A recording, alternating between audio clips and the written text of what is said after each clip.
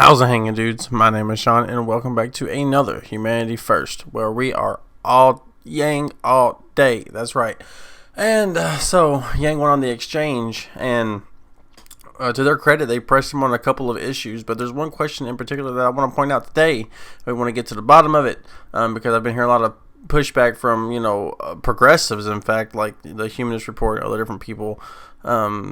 About Andrew Yang's super PAC. So there's two people who are questioning him here, and they're just plain devil's advocates. I mean, the guy doesn't seem too friendly to him, but the girl seems indifferent. It seems like they're just doing their job, no foul part on them. They just have questions prepared, legitimate questions, to be fair. So let's go ahead and roll the clip, and I give you my thoughts at the end. I'm going to shift to some of your ideas about how to reform our political system. On your website, you say you'd like to end super PACs and drown out their influence, but as you know, super PAC has formed Math PAC to benefit you. And when you were in New Hampshire last month, you said you knew very little about it, but you also said, quote, "I just hope they're in line with my vision for the country and that they'll invest accordingly." How do you square your position with that statement regarding the super PAC that's formed to benefit your campaign? We know exactly what's going on, Josh, where our government is now bought and paid for by various corporate interests and lobbying interests. That's one reason why New Hampshire is so important, is that you and you alone can flush the pipes. My campaign raised $10 million last quarter in increments of only $30 each, so my fans are almost as cheap as Bernie's. And none of that was corporate PAC money.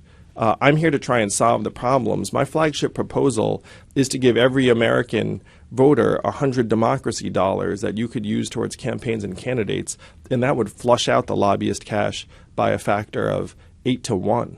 That's how we actually get our government back in our hands, responding to us instead of the money. In the interim, we have this corrupt, flawed system, and we have to win so that we can actually make the changes that the American people want and deserve. So you don't believe you could win while renouncing the super PAC? It's obviously not under your control, but others in the Democratic primary have denounced super PAC. Some have kind of waffled on that, but you think that you'll live with the system and then flush upon election, but until then you'll hold your nose? And I'm running my campaign, and I'm very, very clear on what we need to clean up about our corrupt system.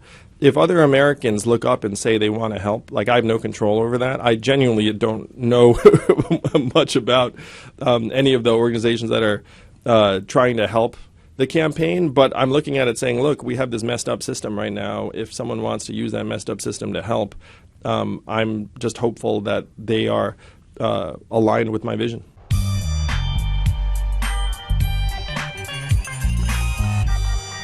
All right, so his super PAC, he answers that, pretty good. But if I was him, I would add that, you can fight fire with fire. We have this broken and corrupt system. Why not use the broken and broke end of it, the corruption end of it, and use it to fix the system?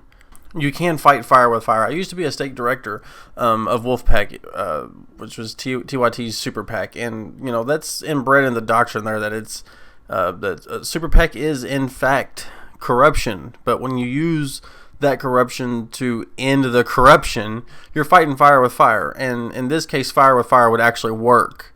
You're using the corrupt means as a means to an end, right? And it's as simple as that. So people they're finding new ways to smear Andrew Yang because he keeps rising, he keeps growing, and so it's kind of sad. But just briefly here at the end, I want to say that Yang is really close to meeting his goal. He needs to have another ad buy. So everybody get your wallets out. Go over to yang2020.com and donate to that man. Let's get him past this goal, okay? That's pretty much all I got for you guys. Let me know what your thoughts in the comment section below. It seemed like a fair interview for the most part. But yeah, anyways, you guys have a good day, all right?